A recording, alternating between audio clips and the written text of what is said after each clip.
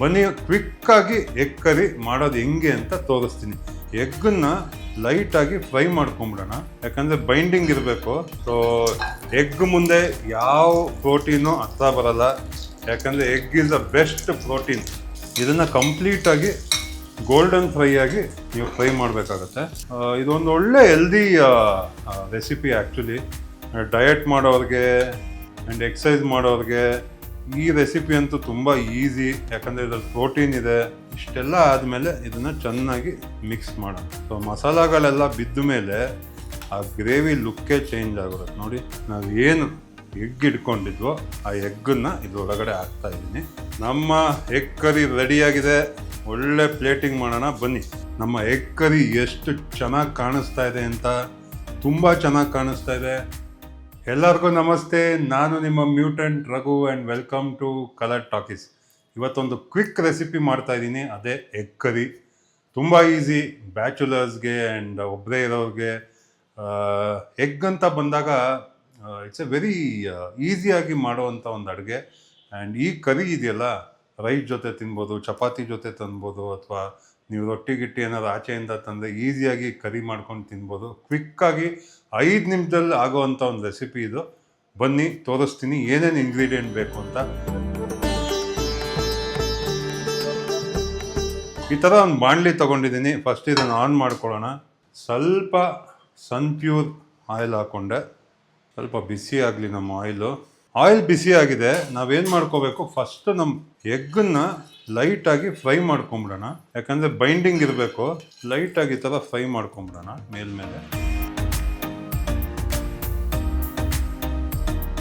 ಮೇಲ್ಗಡೆ ಲೇಯರ್ ಮಾತ್ರ ಫ್ರೈ ಆಗಬೇಕು. ಬರೇ ಎಗ್ ಹಾಕಿದಾಗ ಮಸಾಲ ನೀಟಾಗಿ ಇಟ್ಕೊಳ್ಳಲ್ಲ. ಈ ಥರ ಒಂದು ಸ್ವಲ್ಪ ಮೇಲ್ಗಡೆ ಹಿಂಗೆ ಫ್ರೈ ಮಾಡ್ಕೊಂಬಿಡಿ. ಸೊ 4 ಎಗ್ ಯೂಸ್ ಮಾಡ್ತಾ ಇದ್ದೀನಿ. ಒಂದು ಎಗ್ಗಲ್ಲಿ ಆಲ್ಮೋಸ್ಟ್ 6 grams ಆಫ್ ಪ್ರೋಟೀನ್ ಇರುತ್ತೆ. ಸೊ ನಿಮ್ಗೆ ಆಲ್ಮೋಸ್ಟ್ ಇಲ್ಲಿ 24 ಗ್ರಾಮ್ ಪ್ರೋಟೀನ್. 4 ಎಗ್ ಹಾಕ್ತಾ ಇದ್ದೀನಿ. ಸೊ ಎಗ್ ಮುಂದೆ ಯಾವ ಪ್ರೋಟೀನು ಹತ್ರ ಬರಲ್ಲ, ಯಾಕಂದರೆ egg is the best protein.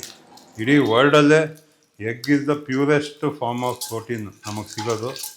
So ಈ ಥರ ಫ್ರೈ ಮಾಡ್ಕೊತಾ ಇದ್ದೀನಿ. ನೋಡಿ, ಸ್ವಲ್ಪ ಫ್ರೈ ಆದಮೇಲೆ ಇದಕ್ಕೊಂಚೂರು ಅರಿಶಿನ ಹಾಕ್ಕೊಳ್ಳಿ. ಒಳ್ಳೆ ಕೋಟಿಂಗ್ ಬರುತ್ತೆ ಆ್ಯಂಡ್ ಕಲರ್ ಬರುತ್ತೆ. ನೋಡಿ, ನಮ್ಮ ಎಗ್ ಕಲರೇ ಚೇಂಜ್ ಆಗೋಯ್ತು ಇವಾಗ. ಈ ಥರ ಫ್ರೈ ಆದಮೇಲೆ ನಾನು ಏನು ಮಾಡ್ತೀನಿ, ಎಗ್ಗನ್ನು ಒಂದು ಪ್ಲೇಟಲ್ಲಿ ಹಾಕ್ಕೊತಾ ಇದ್ದೀನಿ. ಇದೇ ಆಯಿಲಲ್ಲಿ ನಾನು ಏನು ಒಂದು ಆನಿಯನ್ ತೊಗೊಂಡಿದ್ದೀನಿ, ಅದನ್ನು ಫುಲ್ಲು ಹಾಕ್ತಾಯಿದ್ದೀನಿ. ಇದನ್ನು ಕಂಪ್ಲೀಟಾಗಿ ಗೋಲ್ಡನ್ ಫ್ರೈ ಆಗಿ ನೀವು ಫ್ರೈ ಮಾಡಬೇಕಾಗತ್ತೆ. ಕಂಪ್ಲೀಟ್ ಒಂದು ಆನಿಯನ್ನ ಸ್ಲೈಸ್ ಮಾಡಿ ಯೂಸ್ ಮಾಡಿದ್ದೀನಿ, ಯಾಕೆಂದರೆ ಬರೀ 4 ಮೊಟ್ಟೆ ಯೂಸ್ ಮಾಡ್ತಾ ಇರೋದು. ಬಟ್ ನೀವು ಗ್ರೇವಿ ಜಾಸ್ತಿ ಮಾಡಬೇಕು ಅಂದರೆ ನಿಮ್ಗೆ ಆನಿಯನ್ ಏನಾದ್ರು ಇಷ್ಟ ಇದ್ದರೆ 2 ಆನಿಯನ್ ಬೇಕಾದ್ರೆ ಯೂಸ್ ಮಾಡ್ಬೋದು. ತುಂಬ ಜನ ಆನಿಯನ್ನ ಜಾಸ್ತಿ ಫ್ರೈ ಮಾಡಲ್ಲ, ಬಟ್ ನನಗೆ ಗೋಲ್ಡನ್ ಬ್ರೌನ್ ಮಾಡೋಕ್ಕೆ ಇಷ್ಟ. ಯಾಕೆಂದರೆ ಒಂದು ಒಳ್ಳೆ ಫ್ಲೇವರ್ ಕೊಡುತ್ತೆ, ಸ್ವೀಟ್ ಫ್ಲೇವರ್ ಇರುತ್ತೆ. ನಂಗೆ ತುಂಬ ಇಷ್ಟ ಆಗುತ್ತೆ ಗೋಲ್ಡನ್ ಬ್ರೌನು. ಸೊ ಚೆನ್ನಾಗಿ ಫ್ರೈ ಮಾಡ್ಕೊತಾ ಇದ್ದೀನಿ. ನಮ್ಮ ಆನಿಯನ್ಸ್ ಆಲ್ಮೋಸ್ಟ್ ಗೋಲ್ಡನ್ ಫ್ರೈ ಆಗಿದೆ. ಸೊ ನಾವೇನು ಮಾಡ್ತೀವಿ, ಇದಕ್ಕೆ ಜಿಂಜರ್ ಗಾರ್ಲಿಕ್ ಪೇಸ್ಟ್ 2 ಸ್ಪೂನ್ ಹಾಕ್ತಾ ಇದ್ದೀನಿ. ಜಿಂಜರ್ ಗಾರ್ಲಿಕ್ ಪೇಸ್ಟು ನಾನು ಏನು ಕಟ್ ಮಾಡಿ ಇಟ್ಕೊಂಡಿದ್ನೋ ಜಿಂಜರ್ ಗಾರ್ಲಿಕ್ ಪೇಸ್ಟ್ ಹಾಕಿ ಇದನ್ನು ಚೆನ್ನಾಗಿ ಇದ್ರ ಜೊತೆ ಫ್ರೈ ಮಾಡ್ತಾ ಇದ್ದೀನಿ. ಒಳ್ಳೆ ಸ್ಮೆಲ್ ಬರ್ತಾ ಇದೆ. ಆ್ಯಂಡ್ ಇಮಿಡಿಯೇಟಾಗಿ ಇದಕ್ಕೆ ನಾನು ಏನು ಟೊಮೆಟೊ ಕಟ್ ಮಾಡ್ಕೊಂಡಿದ್ನೋ ಕಂಪ್ಲೀಟ್ ಒಂದು ಟೊಮೆಟೊನ ಇದಕ್ಕೆ ಹಾಕ್ಕೊತಾ ಇದ್ದೀನಿ. ಸ್ಮೆಲ್ ನೋಡಿ ಎಷ್ಟು ಚೆನ್ನಾಗಿ ಬರ್ತಾ ಇದೆ, ಚೆನ್ನಾಗಿ ಬರ್ತಾ ಇದೆ. ಸೊ ಮಸಾಲೆ ಎಲ್ಲ ಚೆನ್ನಾಗಿ ಫ್ರೈ ಆಗಿದೆ. ಒಂಚೂರು ಕೆಳಗಡೆ ಈ ಥರ ನಾನು ನೀರು ಆ್ಯಡ್ ಮಾಡ್ಕೊತೀನಿ, ಅವಾಗೆಲ್ಲ ಮಸಾಲೆ ಎಲ್ಲ ಬಿಟ್ಕೊಳ್ಳುತ್ತೆ. ಇದೊಂದು ಒಳ್ಳೆ ಹೆಲ್ದಿ ರೆಸಿಪಿ ಆ್ಯಕ್ಚುಲಿ. ಡಯಟ್ ಮಾಡೋರಿಗೆ ಆ್ಯಂಡ್ ಎಕ್ಸಸೈಸ್ ಮಾಡೋರಿಗೆ ಈ ರೆಸಿಪಿ ಅಂತೂ ತುಂಬ ಈಸಿ, ಯಾಕಂದರೆ ಇದ್ರಲ್ಲಿ ಪ್ರೋಟೀನ್ ಇದೆ. ತುಂಬ ಈಸಿಯಾಗಿ ಕ್ವಿಕ್ಕಾಗಿ ಮಾಡ್ಕೋಬೋದು. ವರ್ಕೌಟ್ ಆದಮೇಲೆ ಬಂದು ಇದನ್ನು ಮಾಡ್ಕೋಬೋದು, ಅಥವಾ ವರ್ಕೌಟ್ ಮುಂಚೆನೂ ತಿನ್ಬೋದು. ನೀವು ವರ್ಕೌಟ್ ಆದಮೇಲೆ ಬೇಕಾದ್ರೆ ಇದನ್ನು ಚಪಾತಿ ಜೊತೆ ತಿಂದರೆ ಒಳ್ಳೆ ಊಟ. ಕಾರ್ಬ್ಸ್ ಇದೆ, ಪ್ರೋಟೀನ್ ಇದೆ, ಇನ್ನೇನು ಬೇಕು. ಫಿಟ್ನೆಸ್ ಅವ್ರಿಗಂತೂ ಇದು ಅಮೇಝಿಂಗ್. ಟೊಮೆಟೊ ಅಂತೂ high in potassium, egg high in protein.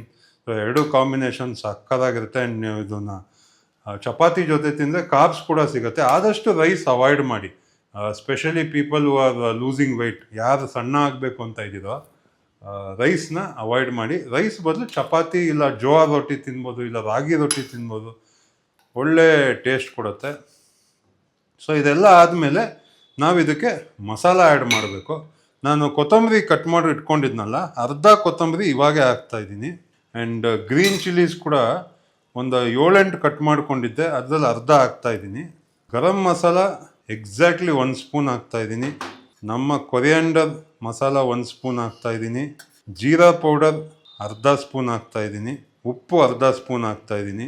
ಆಮೇಲೆ ಬ್ಲ್ಯಾಕ್ ಪೆಪ್ಪರ್ ಅರ್ಧ ಸ್ಪೂನ್ ಹಾಕ್ತಾಯಿದ್ದೀನಿ. ಅದಾದಮೇಲೆ 1 ಸ್ಪೂನು ಖಾರದ ಪುಡಿ ಹಾಕ್ತಾಯಿದ್ದೀನಿ. ಇಷ್ಟೆಲ್ಲ ಆದಮೇಲೆ ಇದನ್ನು ಚೆನ್ನಾಗಿ ಮಿಕ್ಸ್ ಮಾಡೋಣ. ಸೊ ಮಸಾಲಗಳೆಲ್ಲ ಬಿದ್ದ ಮೇಲೆ ಆ ಗ್ರೇವಿ ಲುಕ್ಕೇ ಚೇಂಜ್ ಆಗಿರುತ್ತೆ. ನೋಡಿ ಎಷ್ಟು ಚೆನ್ನಾಗಿ ಕಾಣಿಸ್ತಾ ಇದೆ. ಇವಾಗ ಇದು ಚೆನ್ನಾಗಿ ಕುದಿಬೇಕು. ನಮ್ಮ ಮಸಾಲ ಅಲ್ಲಿ ಆಯಿಲ್ ಸಪ್ರೇಟ್ ಆಗಬೇಕು, ಮಸಾಲ ಸಪ್ರೇಟ್ ಆಗಬೇಕು. ಅಲ್ಲಿ ತನಕ ಇದನ್ನು ಚೆನ್ನಾಗಿ ಫ್ರೈ ಮಾಡ್ಕೊಳ್ಳಿ.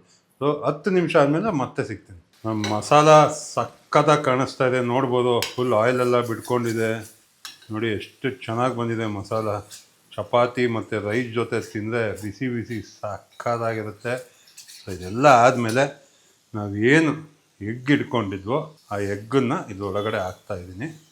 ಏನು ಗ್ರೀನ್ ಚಿಲ್ಲೀಸ್ ಇಟ್ಕೊಂಡಿದ್ನೋ ಅದನ್ನು ಹಾಕ್ಕೊತಾ ಇದ್ದೀನಿ. ಚೆನ್ನಾಗಿ ಮಸಾಲಾನ, ವಾವ್ ಎಷ್ಟು ಚೆನ್ನಾಗಿ ಕಾಣಿಸ್ತಾ ಇದೆ ನೋಡಿ ನಮ್ಮ ಎಗ್ಗು ಮಸಾಲ. ಸೂಪರ್. ಒಂದು 2 ಮಿನಿಟ್ಸ್ ಇದನ್ನು ಎಗ್ ಜೊತೆ ಫ್ರೈ ಮಾಡಿ ನಮ್ಮ ಎಗ್ ಕರಿ ರೆಡಿಯಾಗಿದೆ. ಒಳ್ಳೆ ಪ್ಲೇಟಿಂಗ್ ಮಾಡೋಣ ಬನ್ನಿ.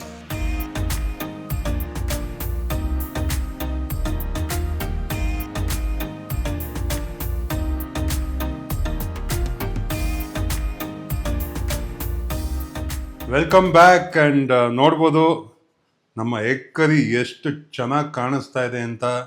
ತುಂಬ ಚೆನ್ನಾಗಿ ಕಾಣಿಸ್ತಾ ಇದೆ. ಬರೀ 5 ನಿಮಿಷದಲ್ಲಿ ಈ ಎಗ್ ಕರಿ ಮಾಡಿದ್ದೀನಿ.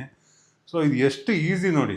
ಬ್ಯಾಚುಲರ್ಸ್ಗಂತೂ ಇದು ಅಮೇಝಿಂಗ್. ಯಾರ ಮೇಲೂ ಡಿಪೆಂಡ್ ಆಗೋದೇ ಬೇಡ. ಕ್ವಿಕ್ಕಾಗಿ ಒಂದು 4-5 ಚಪಾತಿ ಆಚೆಯಿಂದ ತರಿಸ್ಕೊಳ್ಳೋದು, ಈ ಥರ ಬಾಯ್ಲ್ಡ್ ಎಗ್ ಮಾಡಿ ಈ ಥರ ಒಂದು ಮಸಾಲ ಮಾಡಿ ತಿಂತಾಯಿದ್ರೆ ಸೂಪರಾಗಿರುತ್ತೆ. ತುಂಬ ಈಸಿ ರೆಸಿಪಿ, ಹೈ ಪ್ರೋಟೀನ್, ತುಂಬ ಕನ್ವೀನಿಯೆಂಟಾಗಿ ಮಾಡ್ಬೋದು. ಏನು ಜಾಸ್ತಿ ಐಟಮ್ಸ್ ಬೇಕಾಗಿಲ್ಲ. ಒಂದು ಆನಿಯನ್ನು, ಟೊಮೆಟೊ, ಒಂದು ಸ್ವಲ್ಪ ಗರಂ ಮಸಾಲ ಇದ್ಬಿಟ್ರೆ ನಿಮ್ಮ ಎಗ್ ಕರಿ ರೆಡಿಯಾಗೋಗುತ್ತೆ.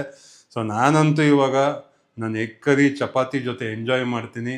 ನೀವು ಕೂಡ ಮನೇಲಿ ಇದನ್ನು ಮಾಡಿ ಹೆಂಗೆ ಬಂತು ಅಂತ ಕಮೆಂಟ್ ಸೆಕ್ಷನಲ್ಲಿ ಮಾಡಿ. And finally thanks to colour talkies ನನ್ನ ಇನ್ವೈಟ್ ಮಾಡಿ ಈ ಥರ ಒಂದು ಡಿಶ್ ಪ್ರಿಪೇರ್ ಮಾಡೋಕ್ಕೆ ನನಗೆ ಒಂದು ಅವಕಾಶ ಕೊಟ್ರಿ. Thank you so much. ಇದೇ ಥರ ಪ್ರೀತಿ ಕೊಡಿ. Love you all.